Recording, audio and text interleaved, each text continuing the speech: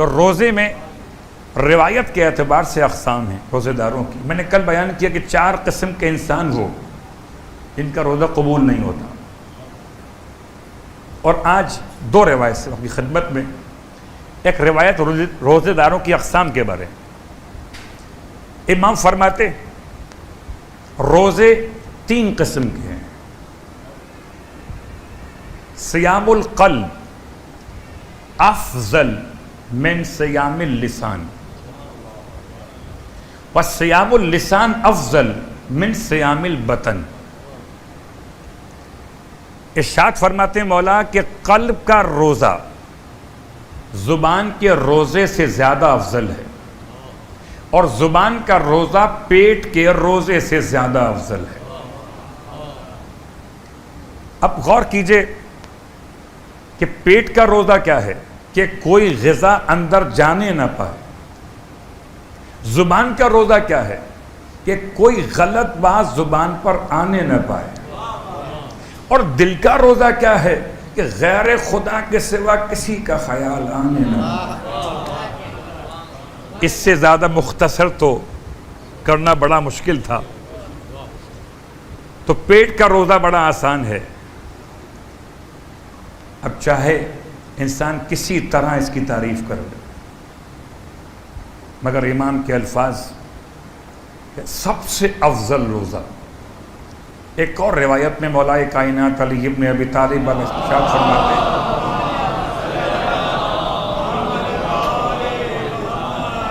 فرماتے ہیں سیام النفس ان لذات الدنیا انفع. کہ نفس کو دنیا کی لذتوں سے روکنا افضل ترین روزہ ہے, انفع ترین روزہ ہے. اللہ اکبر. یا امام کے دوسرے فرمان سے بات کو سمجھنے کے لیے فرماتے ہیں کم من صائم, کتنے روزے دار ایسے ہیں جن کا روزے میں حصہ سوائے بھوک اور پیاس کے کچھ بھی نہیں ہے. ایسا نہ ہو کہ ہم اس گروہ میں شامل ہو جائیں. پھر غور کیجئے یہ 30 روزے ہوں کہ 29 روزے, ہر ایک دن کے مقابلے میں معرفت بلند ہونی چاہیے. جیسے کہ امام جعفر صادق علیہ السلام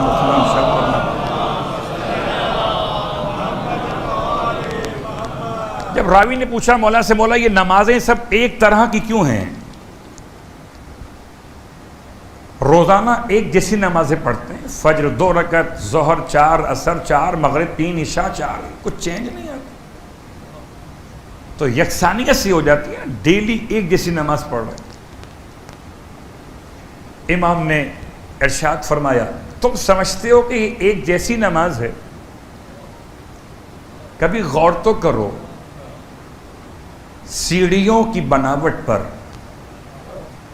کہ ہر زینہ دوسرے زینے کے برابر ہوتا ہے, ایک جیسا ہوتا ہے, مگر ہر قدم انسان کو اگلے زینے کے اعتبار سے بلند کر دیتا.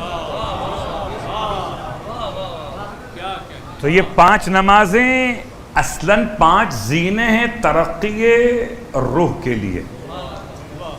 اب کیا کرے کوئی بیچارہ ٹریڈ مل کی طرح بیلٹ پہ کھڑا ہوا ہے, بیلٹ چل رہی ہے تو ویٹ تو کم ہو جائے گا, اگر کہیں پہنچے سلوات پڑھے محمد والے پہنچے گا. تو جو معرفت صبح کی نماز میں تھی وہی معرفت اگر عشاء کی نماز میں ہے تو جہاں سے چلے تھے وہیں پہ کھڑے. اور کچھ تو ایسے بھی مل جائیں گے کہ صبح کی نماز میں معرفت بہتر تھی, آفس میں کک آؤٹ ہو گئے تو عشاء کی نماز بددلی کے ساتھ پڑھی تو صبح کی معرفت بہتر تھی رات کی نماز کی معرفت کے مقابلے میں. تو کیا مطلب, پیچھے چلے گئے.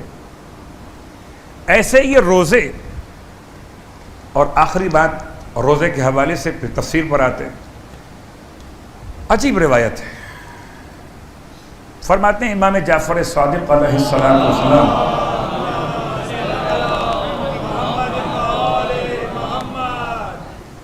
وَإِذَا صُمْتَ, اور اگر تم روزہ رکھو اگر تم روزہ رکھو فَلْيَصُمْ سَمْعُكَ وَبَصَرُكَ وَشَعْرُكَ وَجِلْدُكَ، اگر تم روزہ رکھو تو پھر روزے دار ہونا چاہیے تمہاری آنکھیں، اگر تم روزہ رکھو تو پھر روزے دار ہونا چاہیے تمہاری سماعتیں۔ تو بصر اور سماعت سمجھ میں آتا ہے، دو جملے اور بھی، شعرک و جلدک، تمہاری کھال بھی روزے دار ہو، تمہارے بال بھی روزے دار ہو۔ مولا بات سمجھ میں نہیں آئی، کھال اور بال کا کیا مطلب؟ بہت بڑا مطلب۔ شاید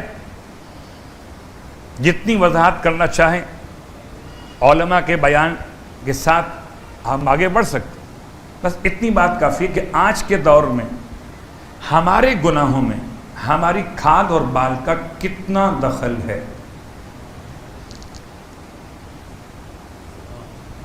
کتنا دخل ہے۔ بہت ساری باتیں چھوڑتے ہوئے ہو سکتا ہے کبھی خالی غور کیجئے گا، میرے بالوں کی سنورنے سے ہو سکتا ہے میرے گناہوں میں اضافہ ہو جائے۔ اگر میں بال سنواروں کسی نامحرم خاتون کو دیکھنے کی، فَلْيَصُمْ سَمْعُكَ وَبَصَرُكَ وَشَعْرُكَ وَجِلْدُكَ، یہ بال سنواروں اگر خدا کے لیے تو زلف مصطفیٰ کی محبت میں ان بالوں کا سنوارنا عبادت۔ خذوا زینتکم عند کل مسجد، تم ہر نماز کے وقت میں اپنی زینت کو آراستہ کیا کرو، تو کہیں پر عبادت ہو اور کہیں پر گناہوں کا عنوان قرار پائے۔ اللہ اکبر۔ خدا نے ایک گناہگار کو بس اس لیے بخشا کہ اس نے جب دیکھا کہ شادی شدہ خاتون اپنے شوہر کے ساتھ اپنے شوہر کی طرف دیکھنے کے بجائے اس کے بالوں کو دیکھ رہی تھی، اس نے محسوس کیا اپنے بال بگاڑ دی۔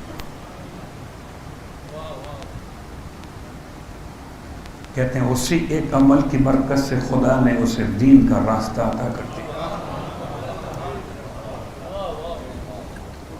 تو کس حد تک ہے انسان کے بال کا دخل؟ اور میری بہنوں بیٹیوں کے لیے بال کا مسئلہ بہت واضح ہے۔ صلوات پڑھیں محمد وعلیہ۔